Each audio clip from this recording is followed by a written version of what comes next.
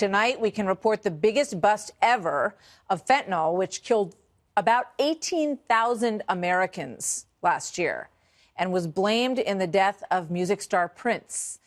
A produce truck came across the border from Mexico, and on the second round, in a secret compartment, they found this: 254 pounds of deadly synthetic opioid, street value $3.5 million, estimated to be enough to kill 57 million people, because it takes that tiny an amount in some cases for some people to be killed by this substance. So the truck, as I said, was undergoing a secondary scan. Dogs picked up the scent. The rear floor of this tractor trailer, as it came through one of these ports of entry, was ripped up. They found more drugs on the Mexican driver in the forms of bags of pills. So joining me now on that and other big news tonight in the prescription drug arena, Health and Human Services Secretary Alex Azar. Secretary Azar, thank you very much for being here tonight. This is precisely the kind of thing that the president talks about when you look at the drug trade that does come across at these ports of entry. You bet, Martha, and I am very grateful to our colleagues in the Border Patrol for their efforts that led to this historic interdiction. I'm also grateful to President Trump for fighting for border security and for fighting to reverse this horrible opioid crisis. You know, this fentanyl, that's a historic amount of fentanyl. Think of how many Americans could be killed by that. Fentanyl's already killing so many Americans every single day as part of this opioid crisis. What do you say to those who, we played a little bit of it in the intro, who say, it's not a border wall that is needed. It's these drugs come through the port of entry, so that wouldn't have any impact on that. Well, drugs come through everywhere, just like people do. You need border security. You can't just declare that here's the one place to bring your illegal drugs across. We need border security, and that's what President Trump is fighting for. All right. Tell me about the big change that came. The president and you have worked on the issue of rising drug prices in this country and these crazy questions of why people end up paying more and more every single year when January comes. What did you do today, and what's the impact on regular Americans? Well, Martha, I'm going to let you in on a little secret, as well as your viewers.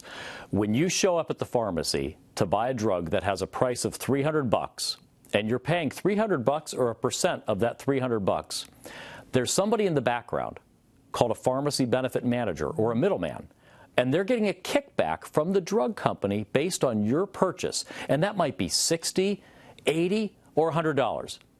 And what President Trump is proposing tonight is that you, the patient, should get that discount when you buy the drug at the pharmacy. So you save that money, not the middlemen. How's he going to achieve that? I mean, won't they just find another way to move that money around so that they're still benefiting from it? No. See, what we're doing is we're proposing to change the rules of the road that say right now, you can, as a drug company, give these kickbacks to these pharmacy benefit managers, and we would, under this proposal, outlaw that. And instead, you would have to provide those discounts to the patient when the patient shows up at the pharmacy. So you, the patient, get these savings. So think about how many drugs that you're buying now in January, after your deductible reset in the calendar year, the issue you just talked about, Martha. You show up and you're bearing the full cost of that drug. Well, someone in the back, they're getting a discount on that. You're not getting it. You're paying full price.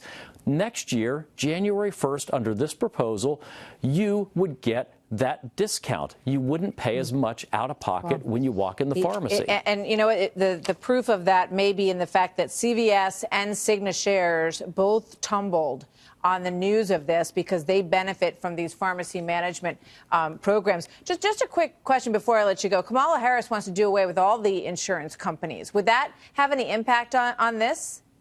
Well, I'll just say, as a general matter, these ideas of Medicare for all will threaten to undermine those of our senior citizens on Medicare, the sacred promise that we have to them and their program, as well as to really undermine or even take away the private insurance that over 140 million Americans have through their employer and they're quite happy with. You know, when they came up with Obamacare, they falsely promised that if you liked your insurance, you could keep it. Nobody's even making that promise with these Medicare for all slogans. Secretary Azar, thank you very much. Good to have you on the story tonight.